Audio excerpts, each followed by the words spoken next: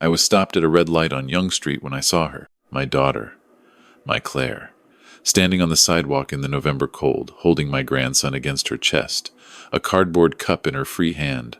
She wasn't looking at traffic. She was staring at the ground with the kind of emptiness I'd only ever seen in people who had given up, hoping anyone would stop. I pulled over so fast the car behind me leaned on the horn. I got out without turning off the engine. Claire. She looked up, and I watched something break open in her face. Not relief, not happiness, something more like shame. She took a step back. Dad. My grandson Marcus was wrapped in a thin fleece jacket. It was 4 degrees outside. I looked at the cup in her hand, a few loonies and a couple of toonies at the bottom. I said the only thing I could think to say. Where is the house, Claire? Where is the car? Her lip trembled. She pulled Marcus closer and looked at me the way she used to look at me when she was 9 years old and had broken something she wasn't supposed to touch. Ryan took everything, she said. Him and his mother. They took everything, Dad, and I didn't know how to tell you.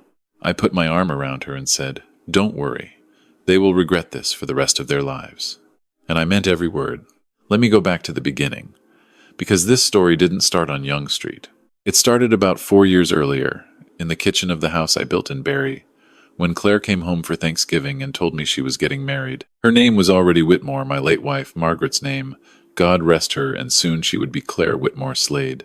Ryan Slade. I shook his hand the first time I met him at a restaurant in downtown Toronto. He was 31, managed commercial properties, drove a leased BMW, and had the kind of smile that arrived a half-second too early, like he'd practiced it. I didn't say anything to Claire. She was 28 and happier than she'd been in years, and after losing her mother to cancer 3 years before, I wasn't going to be the man who took that from her. I was 64 years old. I had a good pension from 32 years with the City of Toronto, a paid-off house in Barrie, some RRSP savings, and a rental property on Dunlop Street that I'd been collecting rent on since 2008. I'd also set aside $220,000 for Claire in a separate account money I'd been saving since she was born. Margaret and I had always called it Claire's future. After Margaret died, I transferred it. Claire was the only future I had left. When Claire and Ryan announced they were buying a condo in Liberty Village, I contributed $80,000 toward the down payment. It was the right thing to do. Ryan had what he called bridging issues with his portfolio, meaning I later found out that he owed money to 2 private lenders and had a judgment against him from 2019 that he'd never mentioned to Claire or to me. But I didn't know any of that then. I wrote the check. I shook his hand again. His mother Diane was at the signing dinner, a sharp-faced woman from Oakville who referred to the condo as our investment from the very first conversation. I didn't like Diane Slade. She had a way of inserting herself into decisions that weren't hers to make. She suggested which notary they should use. She had opinions about Claire's maternity leave. When Claire became pregnant the following year, Diane was at the hospital within the hour, before I'd even gotten there from Barrie, and she positioned herself at Claire's bedside like she was planting a flag. Marcus was born in the spring, 7 pounds, 4 ounces. I held him in the hallway outside the recovery room, and I thought about Margaret and how much she would have loved this moment, and I had to press my face into the window so nobody would see me cry. 2 days after Marcus was born, while Claire was still in the hospital, Ryan brought a document for her to sign. He told her it was for the condo insurance. A standard beneficiary update, he said. She was exhausted and sore and hadn't slept in 36 hours, and she signed it without reading it. It was not a condo insurance form. I didn't find that out until much later. But when I did, I understood that everything that happened afterward had been planned before Marcus was even born. The first year was quiet enough that I convinced myself I'd been wrong about Ryan. He was attentive with Marcus, present at family events, polite to me at Christmas. Claire seemed tired in the way all new mothers are tired, and when I called her on Sunday evenings, she sounded distant in the way that people sound when they're managing too many things at once. Then, 14 months after Marcus was born, she stopped answering my calls. Not all of them. Enough of them. I'd get a text an hour later. Sorry, Dad. We were at Ryan's mom's. Talk soon. Or nothing at all. I drove down to Toronto twice, and both times Ryan answered the door and told me Claire was resting and maybe I should call ahead next time. He said it pleasantly. He always said everything pleasantly. I mentioned it to my neighbor Frank, who'd been a family lawyer in Barrie for 30 years before he retired. Frank listened to me over coffee on his back porch and then asked me a question I wasn't ready for. Has she had any access to her own bank account lately? I didn't know. I realized I didn't know. Does she have her own phone plan, or is she on his? I didn't know that either. Frank looked at me for a moment. I'm not telling you anything's wrong, he said. I'm just telling you the questions I'd be asking. I drove home and I started making a list. I tried calling Claire from a number she wouldn't recognize, a work phone I kept for the rental property. She picked up on the second ring. The moment she heard my voice, I could hear her step away from something. A door closing. The pitch of her voice dropping. Dad, I can't really talk right now. Claire, when did you last leave the condo without Ryan or his mother? Silence. Claire, I have to go. Is he listening to you right now? She hung up. I sat in my truck in the driveway for a long time after that. Then I called my cousin Gerald. Gerald had retired from the OPP, the Ontario Provincial Police, 2 years earlier, and now did private security consulting out of Sudbury. I hadn't spoken to him since Margaret's funeral. He picked up and said, "Harold, you old son of a gun," like no time had passed at all. And I told him everything I knew, and he listened without interrupting. And when I finished, he said, "Send me whatever you have. I'll make some calls." What Gerald found took 3 weeks, and it was worse than I had imagined. The document Claire signed at the hospital was a limited power of attorney. It gave Ryan broad authority to act on her behalf regarding the condo, their primary asset, which was titled jointly but which Claire's $80,000 had made possible. In the 14 months since Marcus was born, Ryan had used it to refinance. He'd pulled out the equity, moved the proceeds through a numbered company registered in his mother Diane's name, and listed Diane as a creditor against the property. The condo was now effectively collateral for money. Claire had never agreed to borrow from a company she didn't know existed. Her personal bank account, the one I'd helped her set up when she was 17, had been redirected. Not closed. Redirected. Her paycheck from her employer still deposited there, but the debit card had been reported lost and replaced without her knowledge. The new card was in Ryan's desk drawer. Gerald's contact confirmed this from a statement request. There was also a life insurance policy. Ryan had taken one out on Claire 18 months earlier, naming himself as the sole beneficiary. Claire's name wasn't on the notification address. The premium came out of the joint account. I read Gerald's summary 3 times, sitting at my kitchen table at 2 in the morning. Then I made tea, I didn't drink, and watched the snow fall on the backyard Margaret had planted. And I thought about my daughter in that condo 30 minutes south of me, and about my grandson in his fleece jacket, and I made a decision. I was not going to move fast. I was going to move right. Frank connected me with a family lawyer named Patricia Ose-Mensah, who worked out of an office on Collier Street. She was in her 50s, organized and utterly unsentimental, which was exactly what I needed. I sat across from her with Gerald's summary and my own list, and I asked her what we could do. She told me the POA was challengeable. The signing conditions immediately postpartum, no independent legal advice, no witness outside the hospital room were problematic. The refinancing done under that POA was potentially fraudulent if Claire could credibly state she didn't understand what she was signing. The numbered company in Diane's name was flagged for a separate issue Gerald had surfaced. It had received 2 transfers from the refinanced funds, but Diane had also used it to take a security interest in the condo that predated the refinancing by 6 months, suggesting pre-planned coordination. "This is not impulsive," Patricia said. "Someone organized this." "His mother," I said. "Almost certainly both of them," she said. "But we need your daughter's cooperation.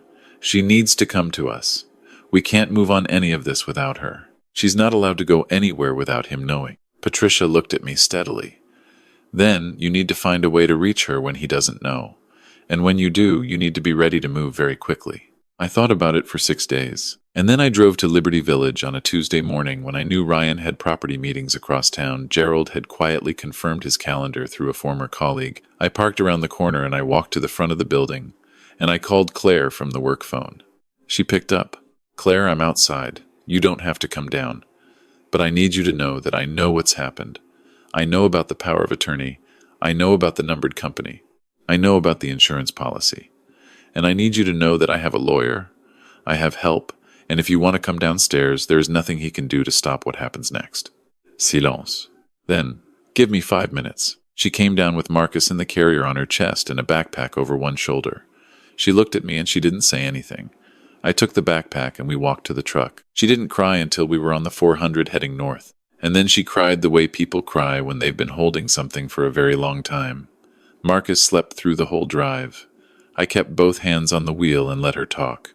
She told me about the card that stopped working, the calls she wasn't allowed to take, The Sunday dinners at Diane's house in Oakville, where she sat at the table while the two of them made decisions about money she'd never seen. She told me about the day she asked Ryan where her savings had gone, and he told her they'd been reorganized for tax purposes, and she'd been too exhausted and too frightened to push further. She said, "I knew something was wrong. I just didn't know how to leave." I said, "You don't have to know how. That's what I'm here for." Patricia Ose-Mensah had told me to expect Ryan to respond fast once he knew Claire was gone. She was right. By 8 that evening, he'd called Claire's phone 11 times. At 9:30, he showed up at my house in Barrie. I watched him from the upstairs window. He rang the bell twice, knocked 3 times, stood on the porch looking up at the house for a moment, and then got back in the BMW and left. An hour later, a text to Claire's phone from Diane. "Whatever your father has told you, he doesn't understand the situation. You need to come home and we can sort this out quietly." Patricia had told us not to respond to either of them. The next morning, Patricia filed an application in Superior Court of Justice in Barrie to revoke the power of attorney on the grounds of undue influence and lack of independent legal advice. She also filed a certificate of pending litigation against the condo, which meant Ryan couldn't sell it or refinance further without the court's knowledge. Gerald, meanwhile, had passed his findings on the numbered company to a contact at the Financial Transactions and Reports Analysis Center of Canada, FINTRAC. That process, he told me, would move on its own timetable. 3 days after Claire and Marcus arrived in Barrie, Ryan's lawyer sent a letter to Patricia's office suggesting Claire had abandoned the matrimonial home and requesting her immediate return. Patricia filed a response the same afternoon. Ryan came back to my house on a Thursday night. This time he wasn't alone. A man I didn't recognize, younger, sat in the passenger seat. They parked across the street. I called Gerald. Gerald called someone else. An OPP cruiser was on the street within 20 minutes. The BMW left before the officer even had a chance to knock on the car window. That was the last time Ryan came to my house. The court process took 4 months. I won't pretend it was easy. There were days Claire sat at the kitchen table looking at nothing, and days Marcus was fussy and inconsolable, and days I sat with Frank on his porch and wondered if I was moving fast enough, doing enough, whether I should have seen this sooner. Frank, who had spent 30 years watching families tear themselves apart in courtrooms, told me what he always told his clients. You can't change what happened before. You can only control what happens from here. At the first hearing, Ryan's lawyer argued the POA was a legitimate document signed voluntarily. Patricia brought in an obstetrician who specialized in postpartum cognitive impairment as an expert witness, and she brought the original hospital admission records showing Claire had been administered pain medication within the hour before signing. She also brought a statement from the notary who'd supervised the signing, who confirmed under oath that no independent legal counsel had been present and that he had not explained the document's terms to Claire. The judge revoked the power of attorney. The refinancing done under it was ordered unwound. The certificate of pending litigation held while the condo title was reviewed.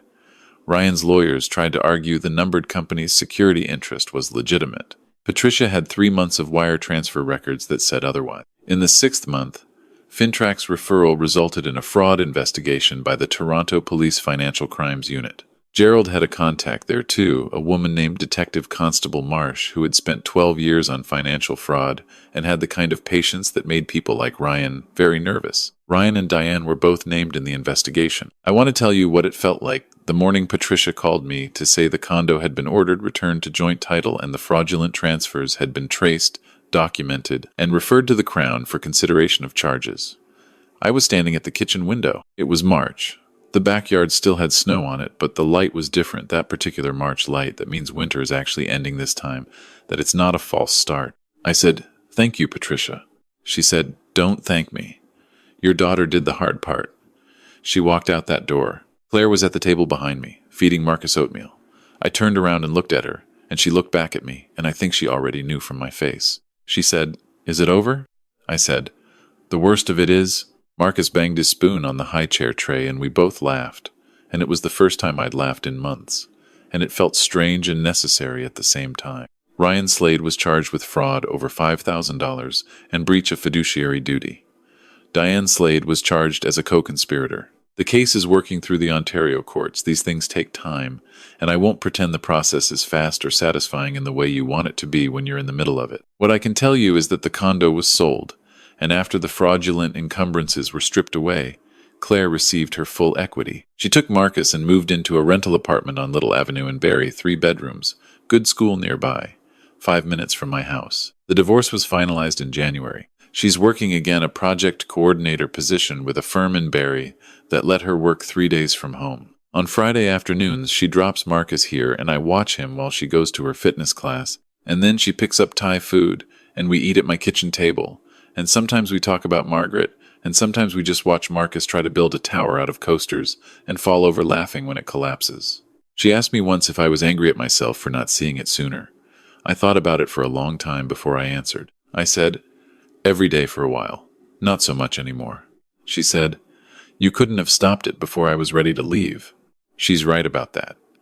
The hardest lesson of this whole thing, harder than the legal filings, harder than the long nights, harder than watching my daughter come back to herself piece by piece, is that you cannot rescue someone until they are ready to be found. All I could do was make sure that when she was ready, I was there. I was there. If you're watching this and you're worried about someone you love, a daughter, a son, a friend, I want to say this clearly. The signs were there, and I didn't put them together fast enough. The isolation, the stopped calls, the financial confusion that gets explained away just enough to keep you from pushing. If something feels wrong, it probably is. Talk to a lawyer.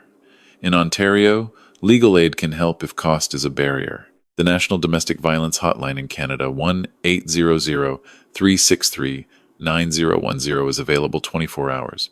You don't have to have it all figured out before you ask for help. Neither did I. Claire is doing well.